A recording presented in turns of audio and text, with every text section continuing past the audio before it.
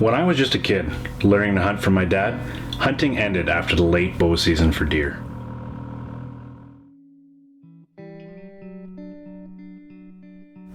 But as I matured, I started to understand the importance of harvesting wolves in order to help our local moose and deer population.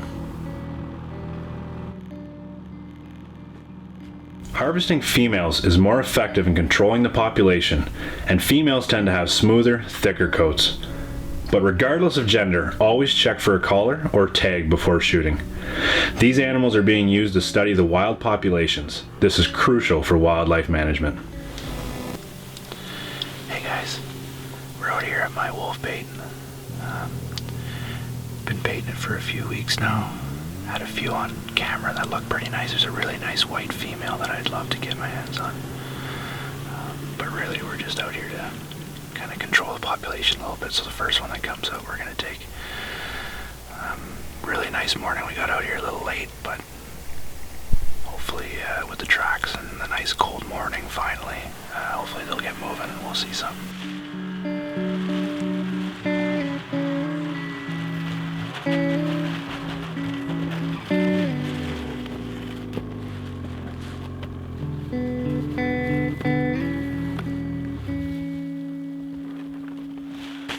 For bait, I like to use meat scraps from my local butcher. Although a full carcass is my favorite, so wolves have to eat at the bait site, they're hard to come by in the later winter months.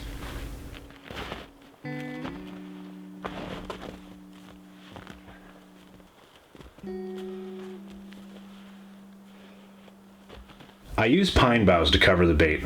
It helps to protect the bait from the ravens. Some old trappers have told me covering the pile with rawhide is also very effective.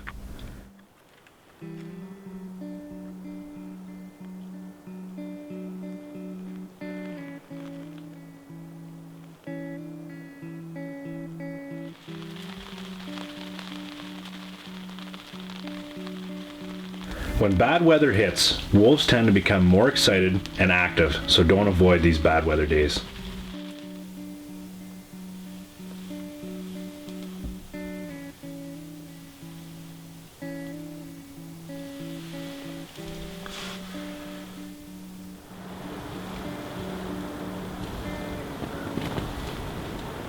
Not much going on today. It was a long day. We sat right from around 5 a.m. till about 8 o'clock now.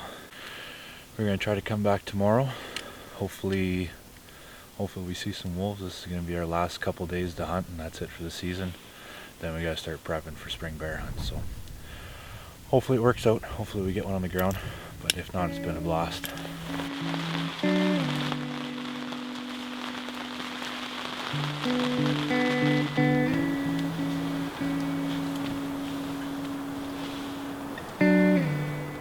We're setting up a little off of the bait. With the work schedule and the weather, the bait hasn't been consistently baited, let alone hit. So we're kind of setting up around. We're going to try some predator calling. Found some spots around where we were baiting in the clear cuts, sitting up on little slash piles, and see if we can't pull out either a coyote or a wolf. There's still some in the area. There's still some fresh tracks around. Hopefully it's enough to pull one out and get a nice shot on it. So it's a beautiful day, not super warm, but hopefully they're moving.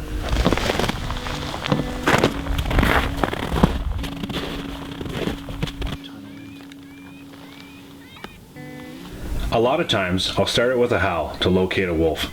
Let them know I'm here, kind of challenge the pack. If that doesn't work, I'll move on to prey calls, something like a moose call or a deer fawn distress call or a rabbit in distress.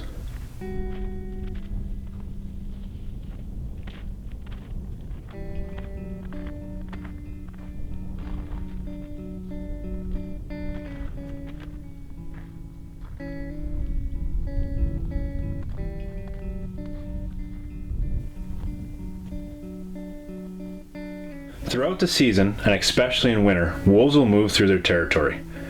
So work areas that are well traveled, show lots of sign, even if it's not fresh. If you move in places where you always find tracks, the pack will eventually work its way back.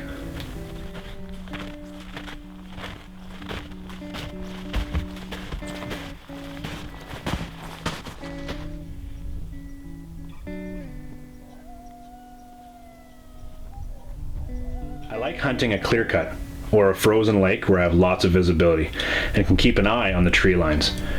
The higher up the better, so I can see farther and my calls can travel farther too.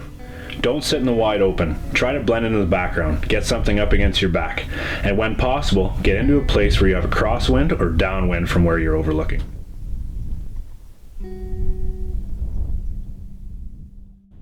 It's important not to overwork the area you're hunting. Wolves will eventually learn your howl and avoid it.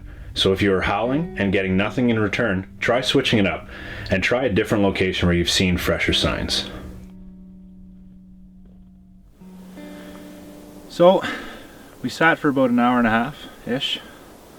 We a lot of tracks back in there, a lot of tracks back by the place where I was baiting. We started off at the beginning of the cut because it's a good long cut, so we started at the beginning with the predator calls. Not much moving, so we picked it up and we ended up going closer to right where I was dropping the bait. There's a nice ridge that overlooks the entire clear cut in that area. So we set the predator call down in there, but nothing moving, so we're moving. We're going to go down the road a ways. There's a nice swamp back in there. Hopefully there's some coyotes or wolves in the area. We'll try there for another half hour, 40 minutes, and then we'll move hopefully to another spot before we got to wrap it up.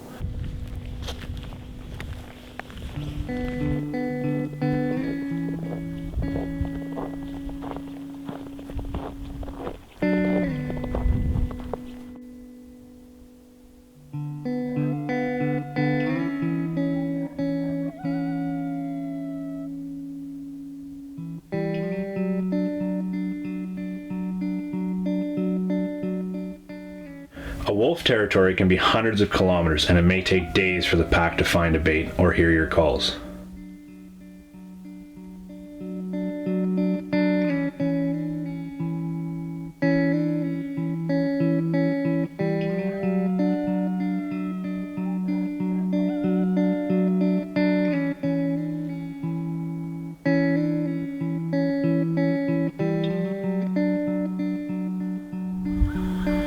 Well, that's it. We've come to the end of the season. No wolves, but it was a lot of fun. We got out when we could, in between with the work schedule. A little busy, a little hard, but it was a lot of fun just getting out and hanging out with friends, running the camera and having a blast. So today we packed up the blind and packed up all our chairs, and we're gonna head her home. Focus on the spring bear hunt coming up. Pretty excited about that. The snow's melting pretty fast, so it should be a pretty decent spring bear hunt this year.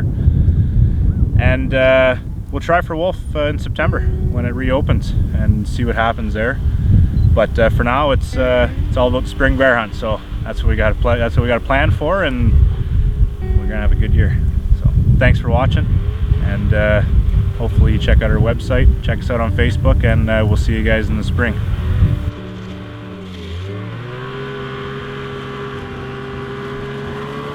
Wolf hunting is not easy. They are very intelligent animals, and to be successful usually takes long days and many hours in the woods, trying different tactics to bring in one of these majestic creatures into your sights.